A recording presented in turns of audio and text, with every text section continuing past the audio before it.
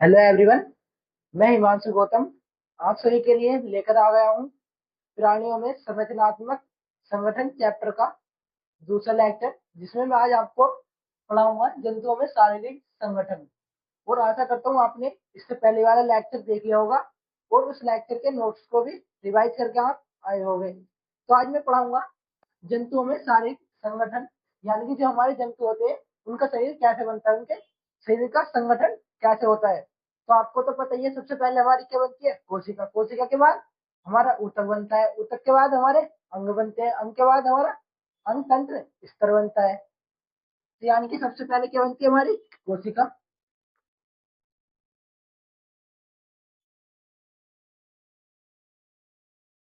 यानी कि पहले काय का निर्माण होगा, कोशिका स्तर का।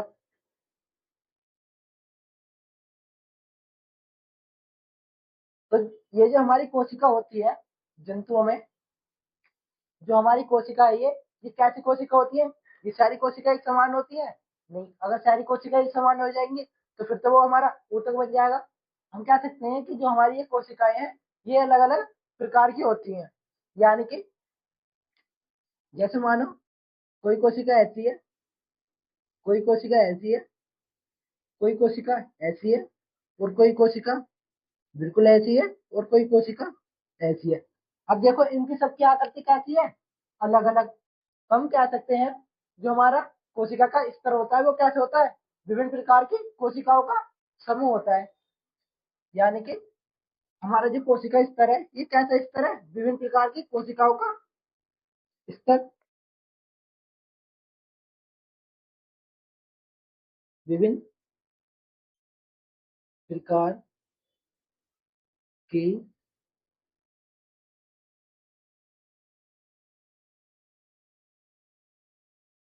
कोशिकाओं का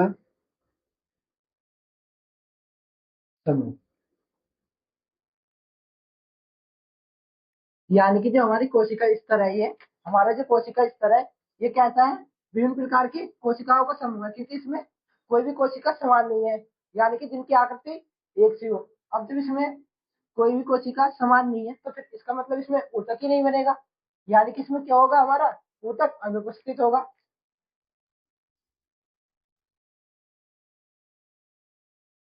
ऊतक क्या होगा, हमारा अनुपस्थित।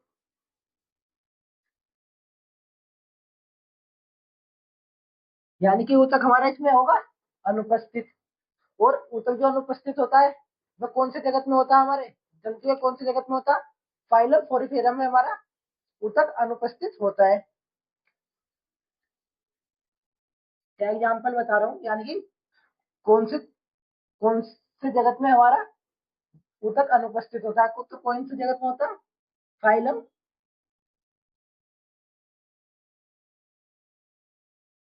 फोरिफेरा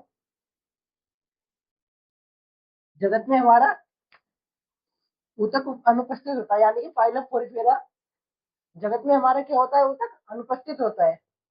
अब कोशिका स्तर के बाद क्या आएगा हमारा, यानी जब कोशिका, पहले जो हमारी जंतु में क्या बनेगी, कोशिका। कोशिका के बाद क्या बनेगा हमारा, ऊतक।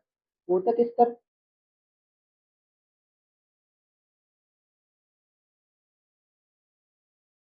ऊतक स्तर।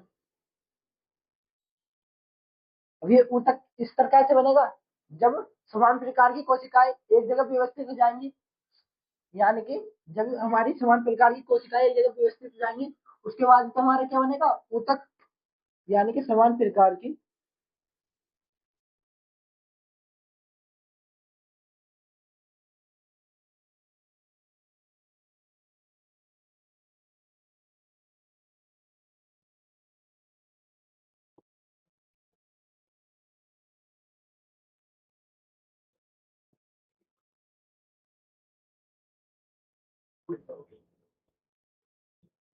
व्यवस्थित। यानी कि जब हमारी समान प्रकार की कोशिका व्यवस्थित हो जाएंगी तो हमारा क्या बनेगा, ऊतक बनेगा। यानी कि जब हमारी समान प्रकार की कोशिका एक जगह व्यवस्थित हो जाएंगी, यानी कि एक जगह लग जाएंगी। जैसे मान लो हमारी एक कोशिका ये है, एक ये है, एक ये है, एक ये है, एक ये है। तो इन कोशिका की संरचना कैसी है, हमारी एक समान है। तो ये कोशिका क्या कहलाएंगी हमारी, यानी कि ये कोशिका एक जगह होकर काय का निर्माण करेंगे, हमारे ऊतक स्तर का निर्माण करेंगे, क्योंकि ये सारी जो कोशिकाएं हैं ये कैसी कोशिकाएं हैं, हमारी एक समान कोशिकाएं हैं। तो जो हमारा ऊतक होता है हम कह सकते हैं कि समान प्रकार की कोशिकाओं का समूह होता है। यानी कि जो हमारा ये ऊतक है ये कैसा है, समान प्रकार की कोशिकाओं का समूह। समान प्रकार की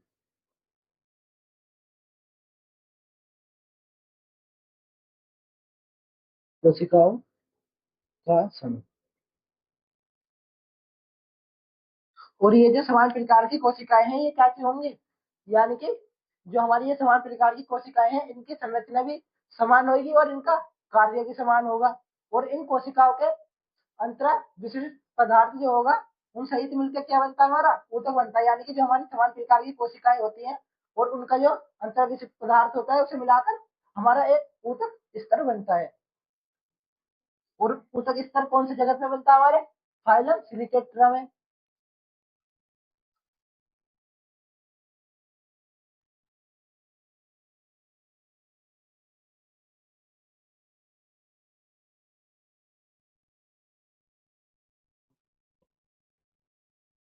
फाइलम सिलिकेट्रा में हमारा ऊतक स्तर बनता है। और कौन से में बनता है, फाइलम टीलोफेरा में। यानी कि जो हमारा ऊतक स्तर बनता है वो फाइलम सिलिकेट्रा में बनता है और फाइलम टीलोफोरा में बनता है।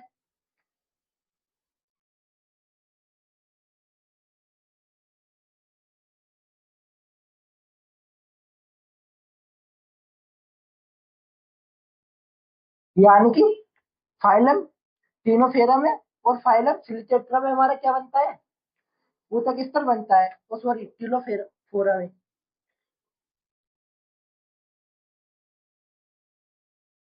टीलोफोरा में और टीली सिलिकेट्रा में हमारा ऊतक स्तर बनता है। और जब हमारा ऊतक स्तर बन जाता है तो उसके बाद क्या बनता है हमारा, यानी कि जब हमारी समान प्रकार की कोशिकाएं मिलकर एक ऊतक का निर्माण कर लेंगी तो फिर ऊतक स्तर से किसका निर्माण होगा, हमारे अंगों का निर्माण होगा।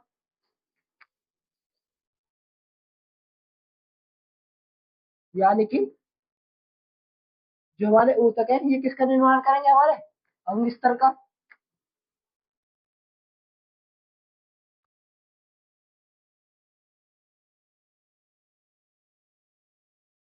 और ये जो हमारा अंग स्तर है ये कैसे बनेगा, जब हमारे विभिन्न प्रकार के विभिन्न प्रकार के ऊतक एक विशिष्ट पैटर्न में यानी कि एक अनुपात में व्यवस्थित हो जाएंगे तभी तो हमारा अंग बनेगा। यानी कि जो हमारा अंग स्तर बनता है ये कब बनता है, जब हमारे विभिन्न प्रकार के ऊतक एक विशिष्ट पैटर्न या अनुपात में व्यवस्थित हो जाते हैं। यानी कि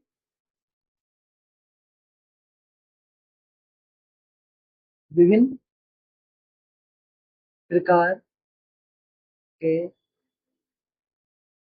ऊतक जब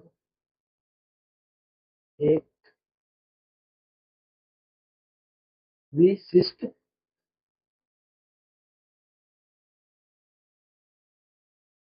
पैटर्न तथा अनुपात में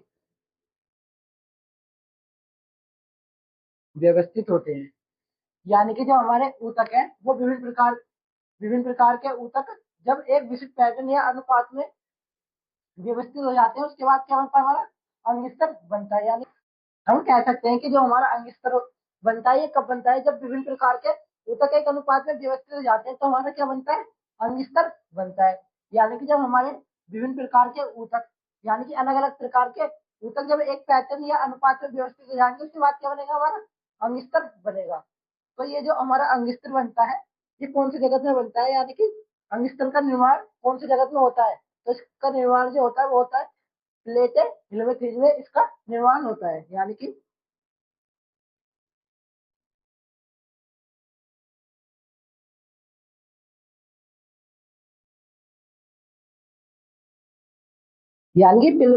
प्लेटे हिलमेथीज में अंग स्तर का निर्माण होता है। यानी कि जो हमारे प्लेटे हिलमेथीज जो जगत होता है उसमें क्या होता है, हमारे अंग स्तर का निर्माण होता है। तो अंग जब हमारा ऊतक के बाद अंग स्तर बन जाएगा, तो अंग स्तर के बाद क्या बनेगा हमारा? अंग स्तर के बाद हमारा बनेगा अंग तंत्र स्तर, यानी कि अंगों के तंत्र का स्तर। जैसे हमारा पाचन तंत्र होता है, हमारे पाचन तंत्र में काफी सारे अंग आ जाते हैं। तो उसमें जब एक से ज्यादा अंग हो जाएंगे हमारे, जब यानी कि जब एक से ज्यादा अंग एक जगह पे व्यवस्थित हो जाते हैं, तो हमारा क्या बनता है? अंग तंत्र स्तर बनता है। यानी कि अंग तंत्र स्तर के बाद क्या बनेगा हमारा? सॉरी, अंग स्तर के बाद क्या बनेगा हमारा? अंग तंत्र स्तर।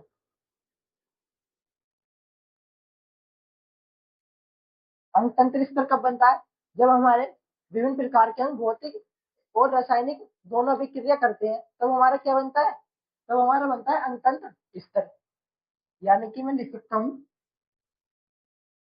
विभिन्न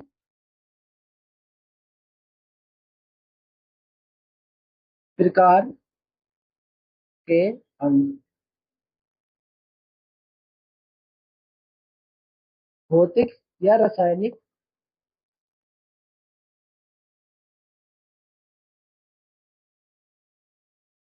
अभिक्रिया करके अंग तंत्र स्तर का निर्माण करते हैं। यानी कि जो हमारे विभिन्न प्रकार के जो अंग होते हैं, वो या तो भौतिक और रासायनिक अभिक्रिया करते हैं, उसके बाद हमारे क्या बनता है?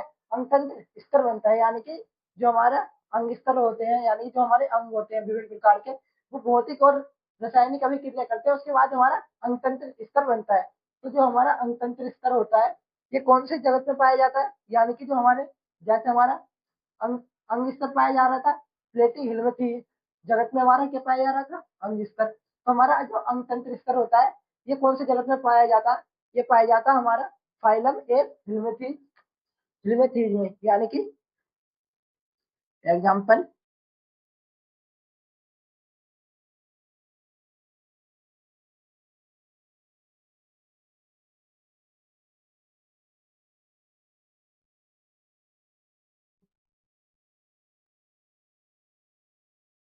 यानी कि जो हमारा अंग तंत्र स्तर है, ये पाया जाता है हमारा फाइलम एसी हिलमेथीज जगत से लेकर कौन से तक?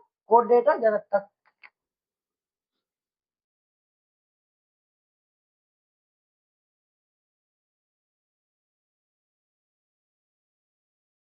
यानी जो हमारा अंग तंत्र स्तर है, वो एसी हिलमेथीज जगत से लेकर कोर्डेटा तक पाया जाता है।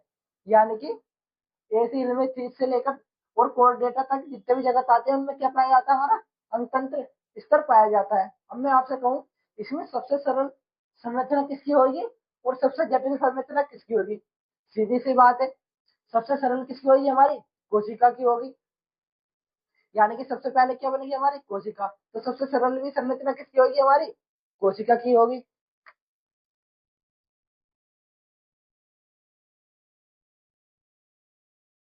सबसे सरल और सबसे जटिल किसकी होगी? हमारे अंतंत्र स्तर की।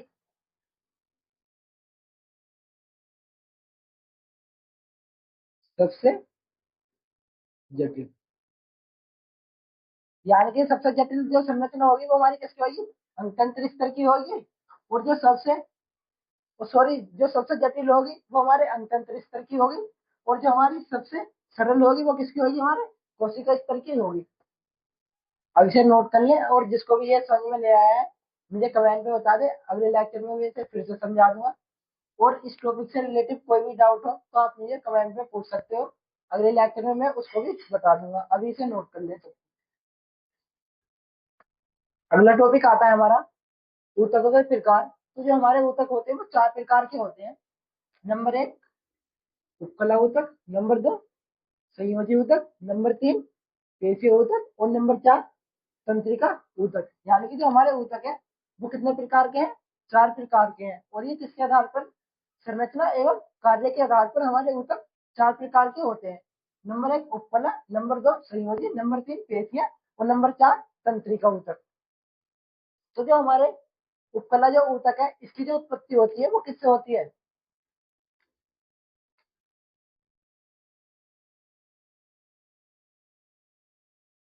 यानी कि जो हमारा उपकला ऊतक है, इसकी उत्पत्ति किससे होती है? तो जो हमारा उपकला ऊतक है, इसकी उत्पत्ति होती है एंडोडर्मल से।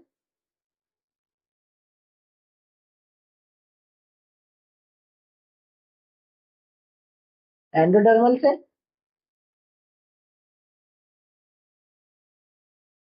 एक्टोडर्मल से, मीसोडर्मल से। यानी कि जो हमारे उपप्लव ऊतक है इसकी कहाँ से उत्पत्ति होती है? एंडोडर्मल से, एक्टोडर्मल से और मीसोडर्मल से। क्योंकि जो हमारे ये एंडोडर्मल, एक्टोडर्मल, मीसोडर्मल है, ये क्या हमारे जननिक स्तर है, यानी कि जिनसे हमारे ऊतक का निर्माण होता है। तो तीनों, इन तीनों से ही हमारे उपप्लव ऊतक का निर्माण होता है। यानी कि हम कह सकते हैं एंडोडर्मल, एक्टोडर्मल और मीसोडर्मल से हमारे उपप्लव ऊतक का निर्माण होता है। तो जो हमारा उपप्लव ऊतक होता है ये ये क्या कार्य करता है ये हमें, यानी कि मान लो जैसे हमारा कोई अंग है, मान लो कि जैसे ये कटोरा है, डोंगा, इसमें सब पानी पूरी खाते होंगे, तो मान लिया मैं चुराए के ले आया पानी पूरी वाले से। तो जैसे ये डोंगा है मान लो, तो देखो इधर से ये काय का बना हुआ, हमारे पेपर का बना हुआ है, और इधर से क्या है चल रही है, इस पे एक पिन्नी चल रही है सिल्वर कलर की। तो ये क्या कर रही है, ये जो हमारा कागज है इसे गलने से बचा रही है। यानी कि जो ये पिन्नी जो कार्य कर रही है, यानी कि ये पिन्नी का आवरण है, ये क्या कर रहा है, इसे कागज को गलने से बचा रिया है।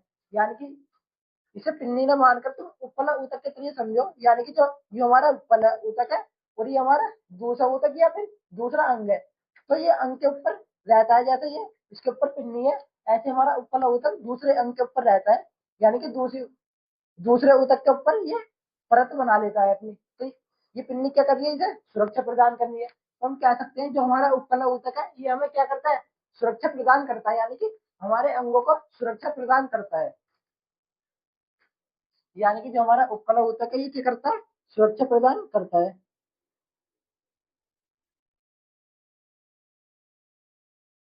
सुरक्षा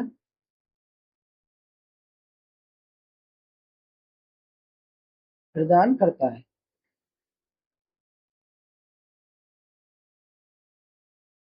और क्या करता है, यानी कि जब ये मान लो, जब ये जो हमारा उपकला ऊतक है ये हमारे जैसे मान लो कोई ये अंग है, इसके बाहर लग रहा है, यानी कि मान लो जैसे कोई ये अंग है, इसकी चारों तरफ हमारा क्या लग रहा है, ये उपकला ऊतक ने अपना क्या बना रखा है, आवरण बना रखा। तो अगर अब मान लो कोई ये अंदर पदार्थ है, ये भी कोई अंदर पदार्थ है, और इसके अंग के बाहर भी कोई पदार्थ है। अब ये जो अंदर का बाहर है, अंदर का जो हमारे पदार्थ है और बाहर का जो पदार्थ है, अगर इसे उपकला ऊतक जाएगा तभी तो ये अंदर जाएगा, क्योंकि ये क्या कर रहा है, इस अंग की सुरक्षा कर रहा है। यानी कि जो हमारा अंदर का पदार्थ है वो भी किसके द्वारा बाहर जाएगा, हमारे उपकला ऊतक के। और जो हमारा बाहर का पदार्थ है वो अंदर जाएगा तो किसके द्वारा जाएगा, उपकला ऊतक के। क्योंकि उपकला ऊतक यहाँ पे क्या कार्य कर रहा है, यानी कि जो हमारा अंग है या फिर दूसरा ऊतक है उसे सुरक्षा प्रदान करने का कार्य कर रहा है। तो हम कह सकते हैं जो हमारा उपकला ऊतक होता है वो हमें सुरक्षा प्रदान करता है और क्या करता है, अवशोषण करता है और स्त्रावन करता है। यानी कि उपकला ऊतक अब शोषण व स्त्रावन करता है। यानी कि हमारा उपकला ऊतक होता है जो अवशोषण भी करता है और स्त्रावन भी करता है। अब आता है हमारा संयोजी ऊतक। जो हमारे संयोजी ऊतक है इसका किससे निर्माण होता है, यानी कि जो हमारे संयोजी ऊतक की उत्पत्ति होगी वो किससे होगी, वो हमारी होगी मेसोडर्मल से। मेसोडर्मल से, यानी कि जो हमारा संयोजी ऊतक है ये हमेशा किससे बनेगा, मेसोडर्मल से ही बनेगा। यानी कि जो हमारे संयोजी ऊतक की उत्पत्ति होगी वो हमेशा मेसोडर्मल ऊतक से होगी। और जो हमारा मेसोडर्मल ऊतक है ये क्या करता है, ये अंगों को आपस में जोड़ने का कार्य करता है। यानी कि ये अंगों को आपस में जोड़ता है, यानी कि एक दूसरे से कनेक्ट करता है। यानी कि हम कह सकते हैं जो हमारा संयोजी ऊतक है ये अंगों को जोड़ने का कार्य करता है।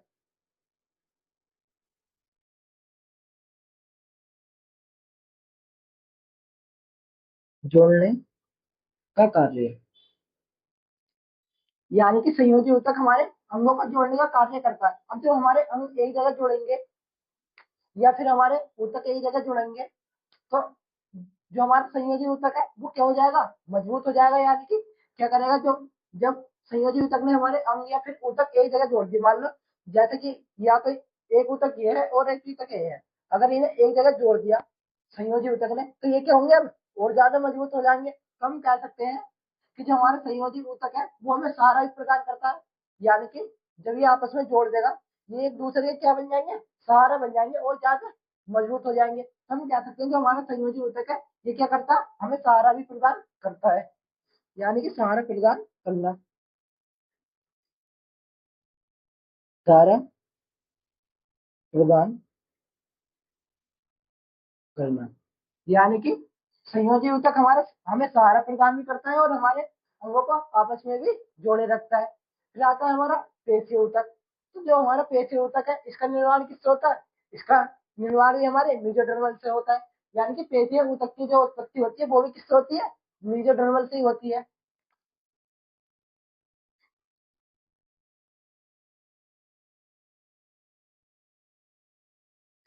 अब हम कहोगे कि हमेशा मेसोडर्मल से होगी, जैसे संयोजी ऊतक जो है हमारा हमेशा मेसोडर्मल से उत्पत्ति होती है, यानी कि हमारे संयोजी ऊतक की हमेशा मेसोडर्मल से उत्पत्ति होती है। तो जो हमारा पेशी ऊतक है इसकी मेसोडर्मल से तो उत्पत्ति होती है, बट हमेशा नहीं होती, अधिकतर जो होती है वो मेसोडर्मल से ही होती है। यानी कि अधिकतर अधिकतर जो इसकी उत्पत्ति होगी वो किससे होगी, मेसोडर्मल से होगी। अब देखो, जो हमारा पेशी ऊतक है इसका क्या कार्य होता है, यानी कि जो हमारी पेशी होती है उनका क्या कार्य होता है।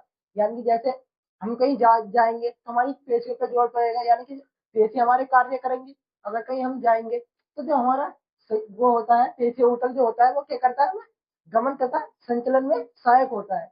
यानी कि जो हमारे पेशी ऊतक का कार्य है वो क्या है, गमन तथा संचलन।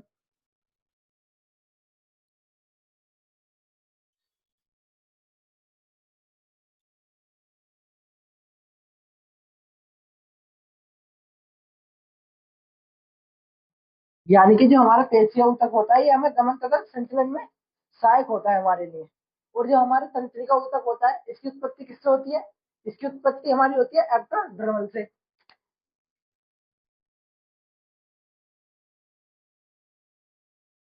एक्टो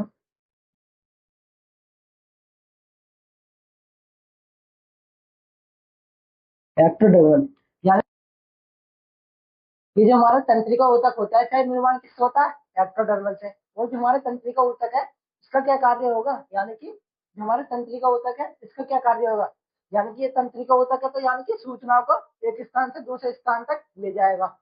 यानी कि सूचनाओं को एक स्थान से दूसरे स्थान तक लेके जाने का इसका क्या होगा, कार्य होगा।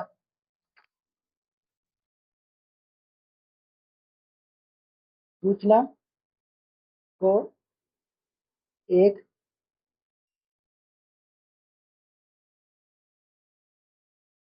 स्थान से दूसरे स्थान तक ले जाना, यानी कि सूचना को एक स्थान से दूसरे स्थान तक ले जाना, ये हमारे तंत्रिका ऊतक का कार्य है। अगर ये समझ में आ गया तो इसे नोट कर ले। बाकी अगर किसी को इस टॉपिक से रिलेटेड कोई डाउट है तो मुझे कमेंट में पूछ ले। अगर टॉपिक ही समझ में नहीं आया तो मुझे कमेंट में बता दे, क्योंकि मैं आपको इसे अगले लेक्चर में फिर अच्छे से और समझा दूंगा, ताकि आपकी ये समझ में आ जाए। अभी इसे नोट करें। अगला टॉपिक आता है हमारा उपकला ऊतक। तो जो हमारा उपकला ऊतक होता है ये क्या करता है, ये हमारे दूसरे ऊतक को सुरक्षा प्रदान करता है। यानी कि हम कह सकते हैं ये जैसे ये हमारा ऊतक है या फिर हमारा कोई अंग है तो इसके चारों तरफ क्या बना लेगा, अपना आवरण बना लेगा। और आवरण बना के क्या करेगा, उस ऊतक को या फिर उस अंग को क्या करेगा, सुरक्षा प्रदान करेगा। यानी कि हम इसका मतलब ये हुआ कि जो हमारा उपकला ऊतक होता है वो किसी और ऊतक पर वृद्धि करता है, क्योंकि उस ऊतक के ऊपर चारों तरफ आवरण बना लेगा तो ये ऊतक किसके ऊपर रहेगा, उस ऊतक के ऊपर रहेगा। यानी कि तो यही तो मैं बोल रहा हूँ जो हमारा उपकला ऊतक होता है वह हमारे दूसरे ऊतक के ऊपर वृद्धि करता है हमेशा। यानी कि जो हमारा उपकला ऊतक है ये दूसरे ऊतक पर वृद्धि करता है। उपकला ऊतक हमेशा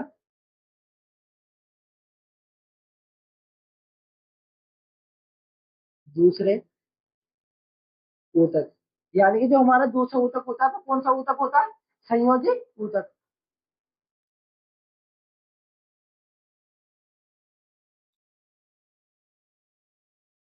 ऊतक पर वृद्धि।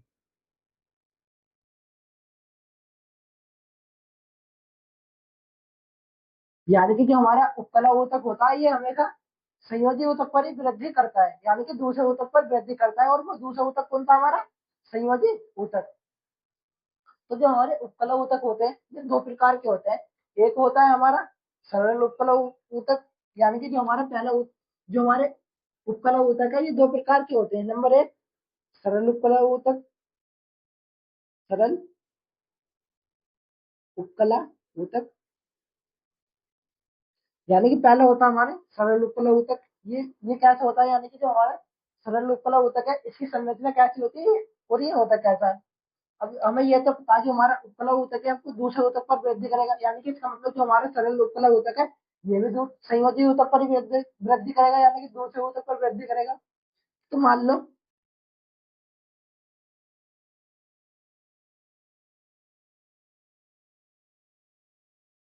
भला भला,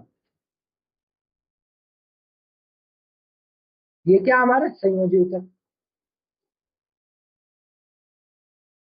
संयोजी ऊतक, इसके ऊपर वृद्धि कौन करता है, उपकला ऊतक। तो जो हमारा उपकला ऊतक है ये सीधे संयोजी ऊतक के ऊपर वृद्धि नहीं करता। इन इन दोनों के बीच में एक वो पाई जाती है कला जिसे हम कहते हैं हमारी आधारीय कला, यानी कि संयोजी ऊपर के संयोजी जो ऊतक है इसके ऊपर आएगी हमारी आधारीय कला, आधारीय कला के ऊपर आता है हमारा सरल उपकला ऊतक, यानी कि इन दोनों के बीच में कौन आती है, आधारीय कला।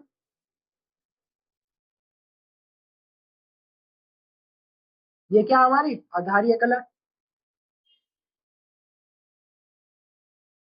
आधारीय कला, और ये क्या हमारा संयोजी ऊतक। अब इसके ऊपर जो वृद्धि करेगा वो कौन सा ऊतक करेगा हमारा, यानी कि जो संयोजी ऊतक के ऊपर वृद्धि करेगा, यानी कि संयोजी ऊतक के ऊपर तो आएगी हमारी आधारीय कला, और आधारीय कला के ऊपर आएगा हमारा उपकला ऊतक।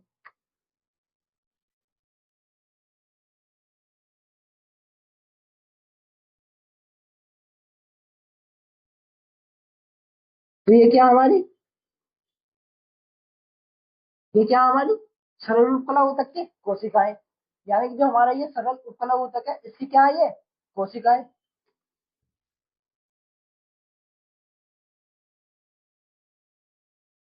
सरल उपकला ऊतक की कोशिका, की कोशिकाएं, यानी कि ये वाली जो कोशिकाएं हैं ये किसकी कोशिकाएं हैं, सरल उपकला ऊतक की कोशिकाएं हैं। और जो हमारी ये कोशिकाओं की परत दिख रही है ये आपको कैसे दिख रही है, ये सिंगल परत, यानी कि ये कोशिकाओं की एक परत है, यानी कि हम कह सकते हैं जो हमारा संयोजी ऊतक होता है उसमें केवल कोशिकाओं की एक परत पाई जाती है, यानी कि जो हमारा ये सरल उपकला ऊतक है इसमें कैसी परत पाई जाएगी, कोशिकाओं की केवल एक परत पाई जाएगी। तो ये लाइन में लिख दे रहा हूँ यहाँ पे,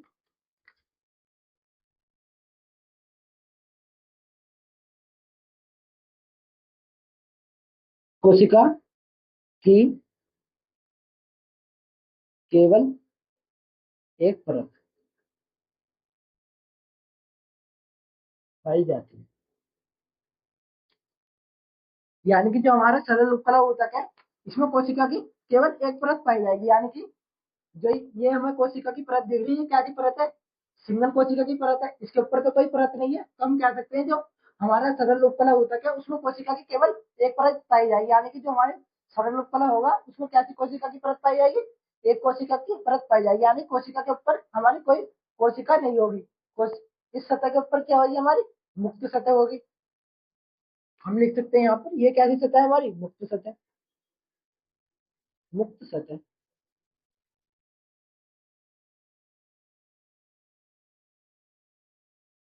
मुक्त सतह, यानी कि इन कोशिकाओं के ऊपर क्या होगी मुक्त सतह होगी।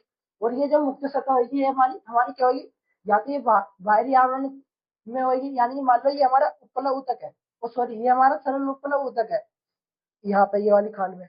तो ये जो हमारी त्वचा है बाहर की ये कहाँ है, बाह्य वातावरण के संपर्क में है। और मान लो जो हमारा जो सरल उपकला ऊतक है ये हमारे शरीर के अंदर है ना, यानी कि जो हमारा उपकला ऊतक है वो हमारे शरीर के अंदर है। तो उसकी जो वो होगी मुक्त सतह, यानी कि मुक्त जो सतह होगी उपकला ऊतक की, वो किसके संपर्क में होगी? हमारी देही गुहा का जो द्रव्य होगा उसके संपर्क में होगी। होगी कि नहीं होगी? यानी कि हम कह सकते हैं जो हमारा सरल उपकला ऊतक है उसमें एक मुक्त सतह पाई जाती है जो बाह्य वातावरण या देहीय द्रव्य द्रव्य के संपर्क में रहती है। इसे नोट कर लें। फिर इसके बाद मैं आपको दूसरा, यानी कि जो हमारा उपकला ऊतक है उसके दूसरे ऊतक पढ़ाऊंगा आपको। अभी इसे नोट कर लें। नंबर 2 आता है हमारा संयुक्त उपकला ऊतक, यानी कि जो हमारा उपकला ऊतक था इसके हमारे दो प्रकार थे। एक था हमारा सरल उपकला ऊतक, एक है हमारा संयुक्त उपकला ऊतक। यानी कि नंबर दो संयुक्त उपकला ऊतक।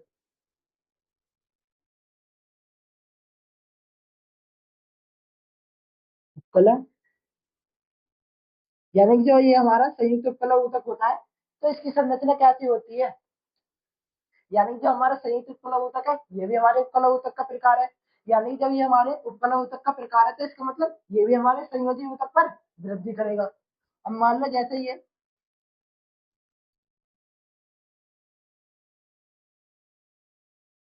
क्या है हमारा संयोजी ऊतक।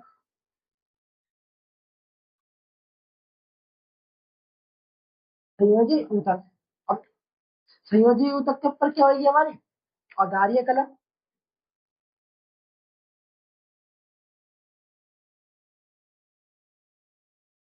ये क्या है हमारी आधारीय कला।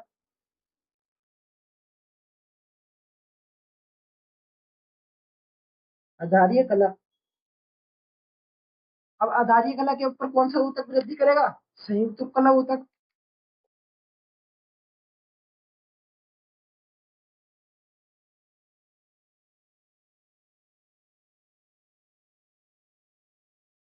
ये क्या हमारे संयुक्त उपकला ऊतक, और ये इनके बीच में क्या केंद्रक। बट जो हमारा संयुक्त उपकला ऊतक होता है ये कोशिकाओं की एक से अधिक परतों का बना होता है। यानी कि हम कह सकते हैं ये बहु परतों का बना होता है। यानी कि कोशिकाओं की एक से अधिक परतों का बना होता है हमारा कौन सा ऊतक? संयुक्त उपकला ऊतक। क्योंकि इसमें एक से अधिक कोशिकाएं पाई जाती है हमारी, सॉरी, इसमें कोशिकाओं की एक से अधिक परतें पाई जाती हैं। तो हम कह सकते हैं जो हमारा संयुक्त उपकला ऊतक है ये कैसा ऊतक है हमारा?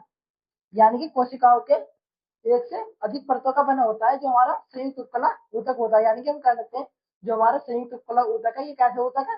कोशिकाओं की एक से अधिक परतों का बना हुआ।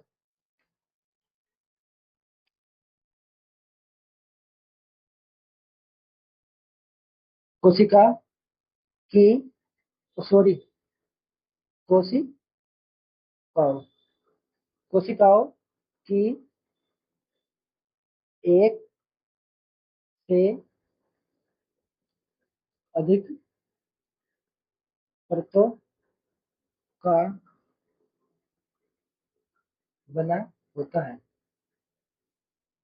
यानी कि हमारा संयुक्त उपकला ऊतक है ये कैसा है? कोशिकाओं की एक से अधिक परतों का बना हुआ। देखो इसमें क्या है, परत दी हुई है, एक दो तीन, यानी कि एक से अधिक परत है। यानी कि अब देखो ये वाली जो हमारी कोशिका की परत है ये इस वाली कोशिका के संपर्क में है, और जो ये वाली कोशिका की परत है ये इस वाली कोशिका के संपर्क में है। बट इसकी जो परत है ये किसी के संपर्क में है, यानी कि इसके ऊपर भी हमारी क्या पाई जाएगी? मुक्त सतह पाई जाएगी। मुक्त सतह, यानी कि हम कह सकते हैं जो हमारा उपकला ऊतक होता है इसमें क्या पाई जाती है? मुक्त सतह पाई जाती है। यानी कि हमारे उपकला ऊतक के पास एक मुक्त सतह होती है, और वो कैसी सतह होती है? या तो वो बाह्य वातावरण में होगी या फिर दैहिक द्रव्य के संपर्क में होगी। यानी कि हम कह सकते हैं उपकला ऊतक के पास एक मुक्त सतह पाई जाती है। उपकला ऊतक के पास एक मुक्त सतह पाई जाती है जो बाह्य वातावरण या दैहिक द्रव्य के संपर्क में होती है। यानी जो हमारा उत्प्ल ऊतक है, इसमें एक मुक्त सतह पाई जाएगी जो बाह्य वातावरण या दैहिक द्रव्य के संपर्क में होगी।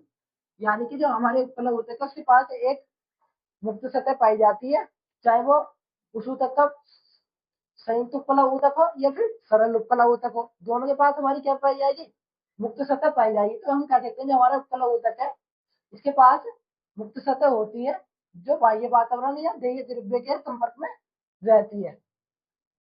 तो आज के लिए इतना ही। आशा करता हूँ आपको ये लेक्चर समझ में आया होगा, और जिसके भी अगर कोई भी टॉपिक समझ में नहीं आया है या टॉपिक से रिलेटेड कोई डाउट है तो प्लीज उस डाउट को कमेंट में बता दें, मैं अगले लेक्चर में उसे समझाने की कोशिश करूंगा। और इस लेक्चर की पीडीएफ के लिए आप हमारे टेलीग्राम चैनल को ज्वाइन कर सकते हैं, क्योंकि लेक्चर की पीडीएफ आपको वहीं मिलेगी, और जो मैं टॉपिक वाइज आपको एनसीईआरटी बुक देता हूँ उससे बेस आपको एमसीक्यू देता हूँ, वो भी आपको मेरे टेलीग्राम चैनल पर ही मिलेंगे। तो टेलीग्राम चैनल को जरूर ज्वाइन करें, जिसका लिंक मैंने आपको डिस्क्रिप्शन में दे दिया है।